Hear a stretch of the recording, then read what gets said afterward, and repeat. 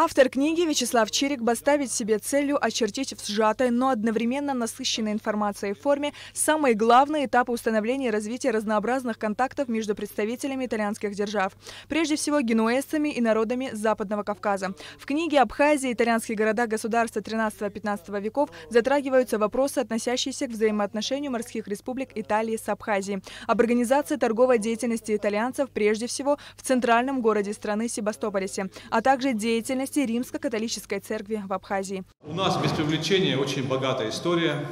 Абхазия в силу своего географического положения всегда была ареной и сотрудничества, и противодействия крупнейших евразийских цивилизаций. Это и Древняя Греция, и Византия, и Хазария, и Иран, и Турция, и Россия. Но в данный момент речь идет о позднем Средневековье, периоде между серединой XIII и концом XV веков, когда бассейн Черного моря становится одним из крупнейших центров мировой торговли. Хотя абхазская историческая наука этот период, конечно, описывала, освещала, однако возникла необходимость в современном взгляде на этот интереснейший период истории Абхазии с учетом новых данных из архивов Италии в основном.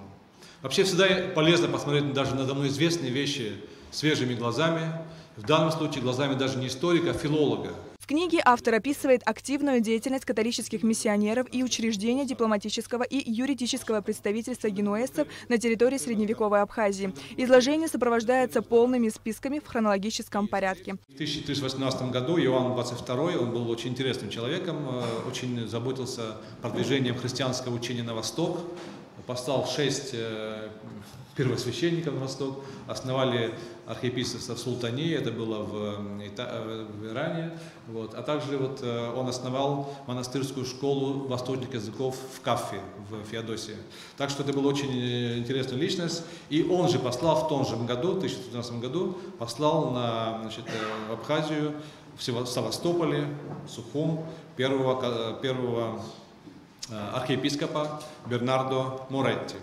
В книге «Абхазия. Итальянские города-государства XIII-XV веков» анализируются названия народов, водных объектов средневековой Абхазии и причерноморской Черкесии, содержащиеся в различных итальянских документах и на морских картах, атласах, представляющие интерес для историков и лингвистов. Демонстрируются также флаги Абхазии, изображенные средневековыми картографами. Итальянцы, конечно, первыми, кто детально отразили топонимику Абхазии на своих картах. До этого ничего близко не было.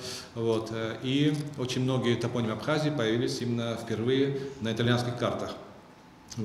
Но также и флаги тоже.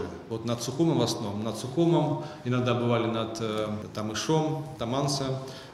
И в частности наш флаг современный с рукой имеет прообраз в итальянском флаге XIV века.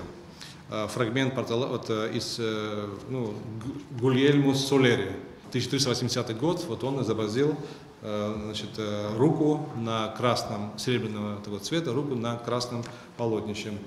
Откуда наш художник Валерий Гамге, используя этот символ, также использовал в качестве дизайна современного абхазского флага.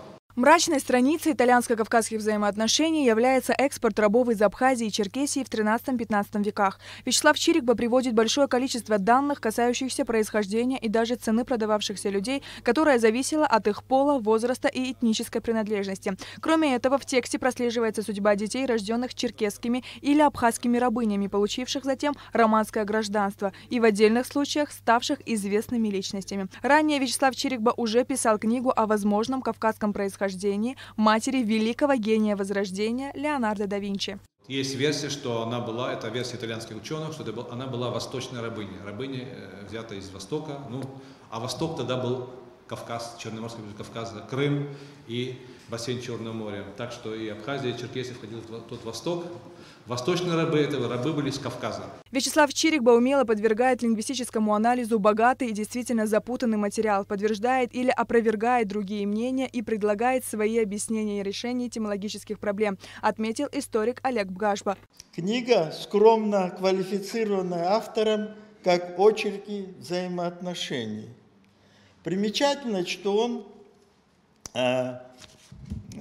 специалист, профессиональный филолог, удачно, уже не в первый раз, в отличие от некоторых своих коллег, пробует себя на исторической ниве, что весьма ответственно, учитывая специфику данной науки. В вводном слове Вячеслав Чирикба, естественно, называет абхазских, русских и иностранных ученых, которые касались генуэзской колонизации Черноморского побережья Кавказа в XIII-XV веках, в том числе и Абхазии. Книга «Абхазия. Итальянские города-государства XIII-XV веков. Очерки взаимоотношений» вышла в Санкт-Петербурге в издании «Алитея». Генеральный директор издания Игорь Севкин принял участие в презентации. В названии издательства «Алитея» содержится не только смысл истины, но и некий нравственный императив. И мне нравится то, что авторы, которых мы публикуем, они этот нравственный императив проносят через все свои книги и через свою жизнь.